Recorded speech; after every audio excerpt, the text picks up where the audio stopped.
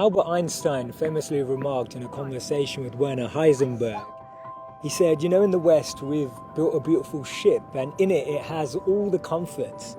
But actually the one thing that it doesn't have is a compass, and that's why it doesn't know where it's going. This paradox of our times was propounded by the Dalai Lama when he said we have wider freeways but narrower viewpoints. We have taller buildings but shorter tempers. Will Smith said that we spend money we haven't earned on things we don't need to impress people we don't like.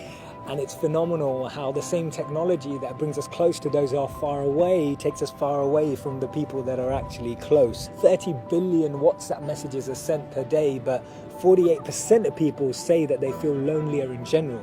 The paradox of our times is that we have more degrees but less sense, more knowledge but less judgment, more experts but less solutions. It was Martin Luther King who said that the irony of our times is that we have guided missiles but misguided men. Have you ever found it perplexing that we've been all the way to the moon and back, but we struggle to start a conversation across the road or across the train? And it's amazing that Bill Gates was known as the top earner in 2015 with a wealth of 79.2 billion, but 1 in 4 CEOs claim to be struggling from depression. Do we actually thrive off this paradox? Is it that this paradox actually makes the media interesting? It's what makes journalism interesting. It's what makes politics interesting. It's what makes television interesting. Is this paradox actually what we feed off and what we live off and what we talk about and discuss in our circles? Doesn't it seem that we've tried to clean the air but polluted our soul? We've split the atom but not our prejudice, and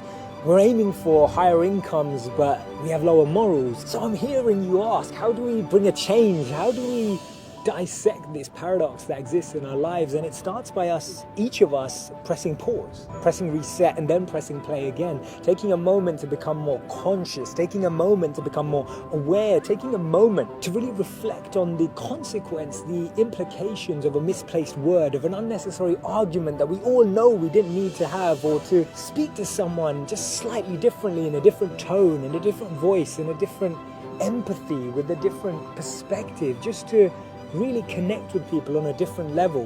This thinking out loud started from Albert Einstein, and I'll track back to him when he actually said that the problems we have today can't be solved with the same thinking we used when we once created them. So actually we need to research alternative teachings. We need to dig into those ancient books of wisdom. We need to go back to understanding if there's anything written in those creased pages of time that can actually reveal more knowledge and more wisdom of how we can transform our experience of life today. Otherwise, this paradox means that every step forward we take, we're taking 3 backwards every time.